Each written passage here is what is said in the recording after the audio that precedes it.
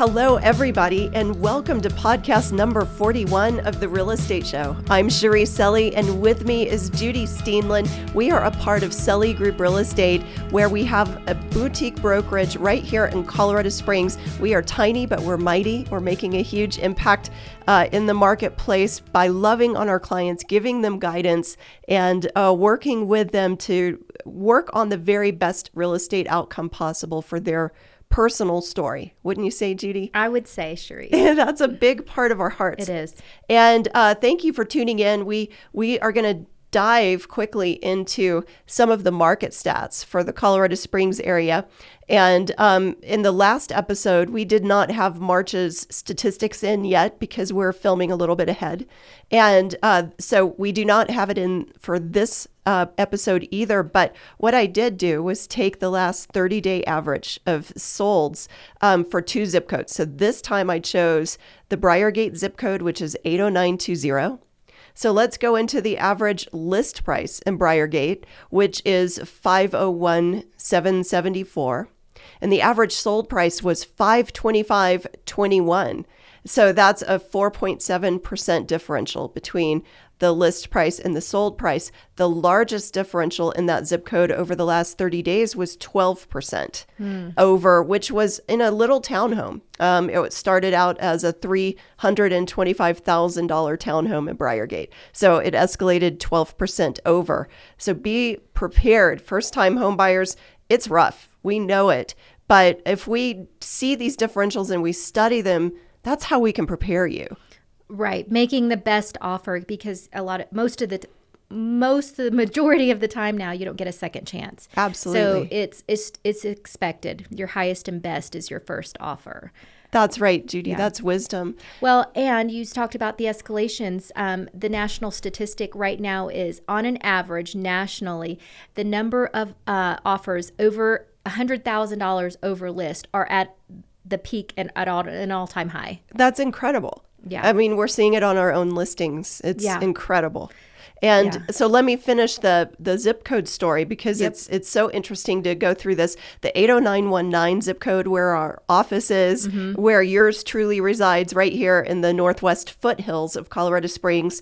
The average listing price of a home was $525,471 over the last 30 days. Sold price at $549,231. So we are recording this information on March 16th. Everything is going to change after this conversation. Daily. It changes daily. It does. So in the 80919 zip code, there's a differential at 4.8%. So 80920, 80919, they're right on track as far as the average differential. But this is interesting.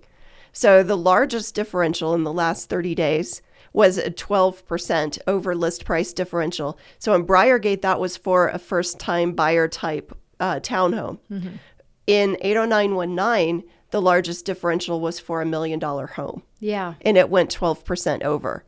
So this misnomer of, well, only, the lowest price homes are getting these huge differentials. We're seeing it through the entire spectrum of the market, into the $1 million market. And for me, I'm personally experiencing it in the $2 million market. Right. So I know you're seeing it. Bidding wars in the $2 million market is incredible. That's right. Yeah. So we're here to prepare you. We can't change the dynamics that's happening, but we can at least get you prepared before you go out. But let's give you some comfort. If anybody's looking in Colorado and maybe they were looking for a beach community, let's say one of my favorite communities in Destin, Florida on 30A, I thought this was incredibly interesting. Somebody passed along a Zillow link that showed a property that is only 196 square feet off of 30A around Santa Rosa Beach area, and the price was $1,095,000. It's a seaside area, so I think that translates to around $5,600 a foot.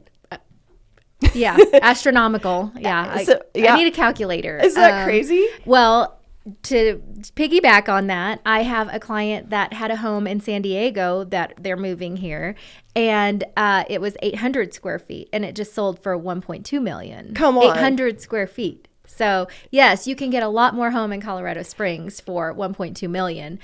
but those are not readily available either. That's right. So as we see the booms, it's not as bad as it could be. Yeah.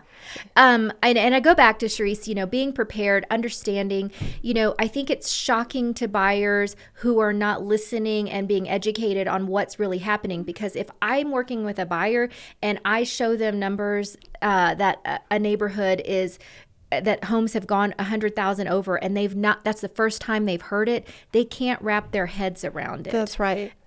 So being in the flow, talking, being educated is key right now. And how important is that before they actually start looking inside of houses? Yes, because as listing agents, these buyers are, whether we're working with the buyer or the seller, there is a vetting process that we go through. And when a buyer makes a solid offer, they're going to be one of the few remaining when the seller is choosing out of those offers. So here's a story for you.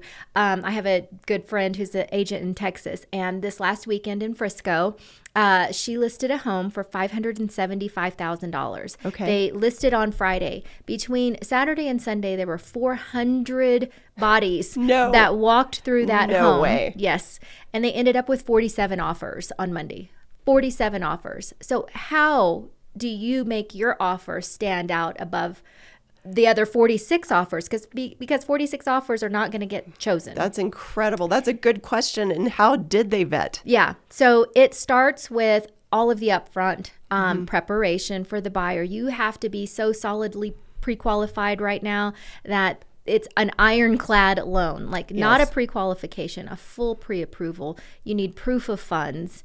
And appraisal gaps are huge. Make sure your agent and you are talking about what an appraisal gap is, because in this market, you have to be willing to make up the difference in appraisals I know that's kind of a long process to explain for those that don't understand, but the bank has to have an appraisal to give that home value.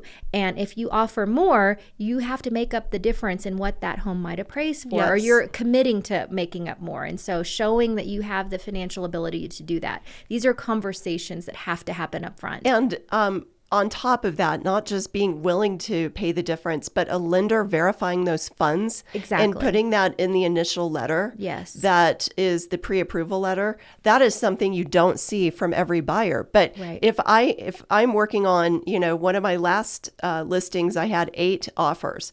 Okay. And with those offers, if anybody did have a lender that actually said that the excess of the appraisal amount has been verified, that they have enough money to cover an appraisal gap, they always rise to the top. Yeah. Now, obviously, though, we're missing one thing: cash buyers. Yes. Because, cash buyers, of course, may rise to the top of the offers that are coming in.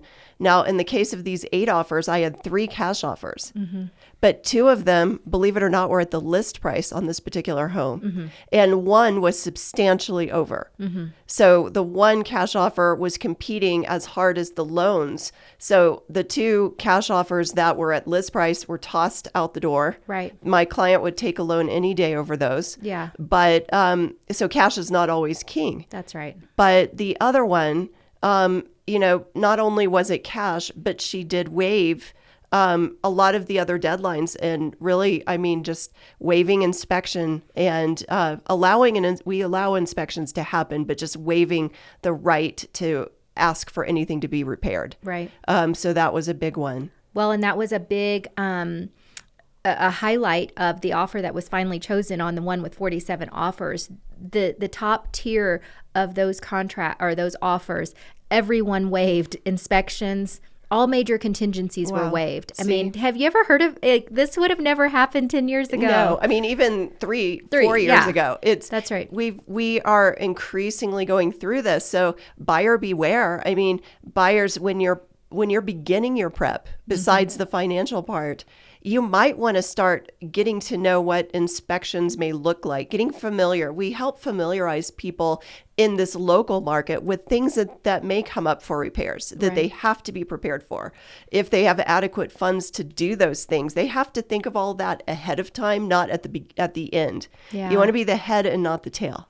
Yeah, I heard a financial analyst say that it's wise for buyers to have about 1% just set aside for any repairs or anything that they're having to waive. So in addition to planning ahead for your earnest money and your loan down payment and your appraisal gap all those things, it's just more important than ever to continue to be aware of those things, because if that's a shock and a surprise at the time that you're moving forward, your contingencies are, you could lose your earnest money. 100%. Yeah. That's so important to know.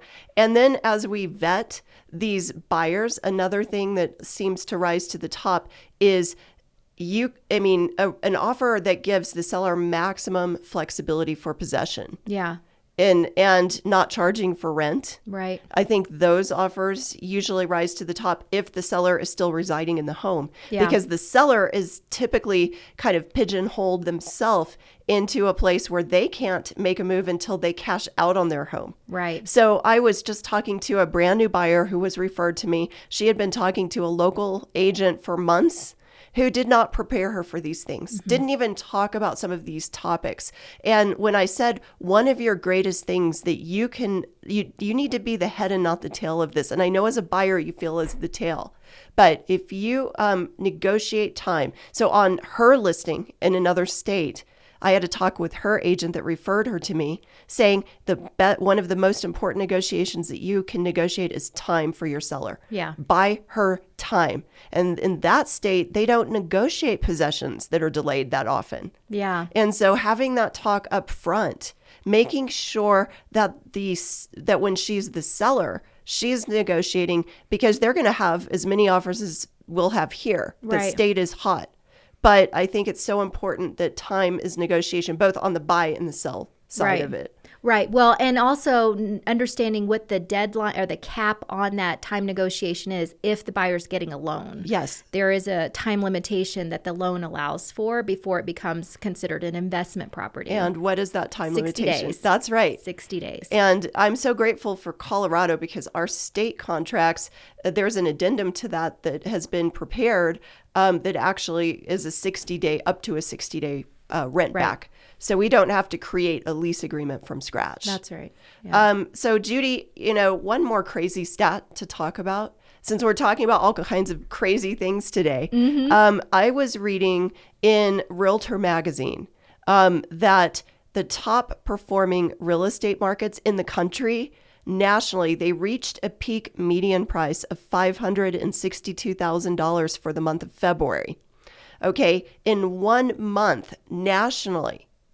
Okay, let's just say this again. In 1 month nationally, the market went up 43% from January to February of 2022.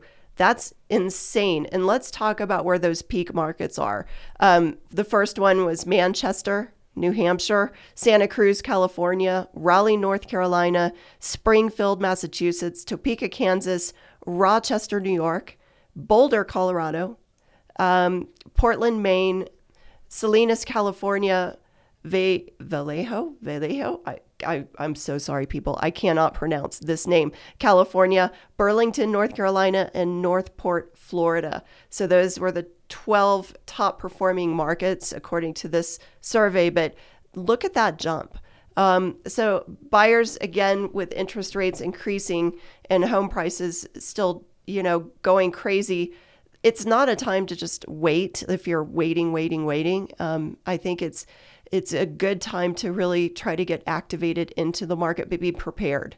Well, that's right, because even to add to that, with rents increasing the way that they're increasing, apartments and rentals are increasing in double digits in rent. So are you going to build equity, or are you going to pay rent? That's so good. And then, Judy, what would you say to sellers? Because, let's not take it for granted for sellers either. And we work with so many, and we're looking at locally in Colorado Springs, You mentioned it in the last episode. What is the season coming up? It's PCS season. It Yes. is the height of selling season.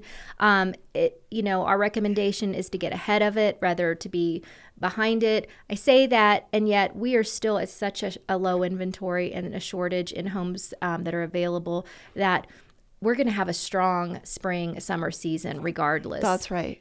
And I think it's important to know that even though we have a shortage of inventory, it's good. And I was reading something about this recently. It's good to rephrase it a little bit that it's a shortage of active inventory. Yeah. It's not that their homes aren't selling, and it's not that, we have record sales. Yes. But it's just that that they're selling so fast. Yeah. That the running average is just crazy. We're in the hundreds. We don't Right. and for a population of 750,000 in the county. Yeah, but buyers, be ready because we're going to see a lot of military families that are being moved out. Yes. And those homes will come on the market, but we're also going to see more military families moving in. So That's it will right. be very competitive. It's exciting, Judy. Well, thank you so much for being a part of this today. It's so fun to do this with you. Yes. And we'll catch you next time, people. Yeah.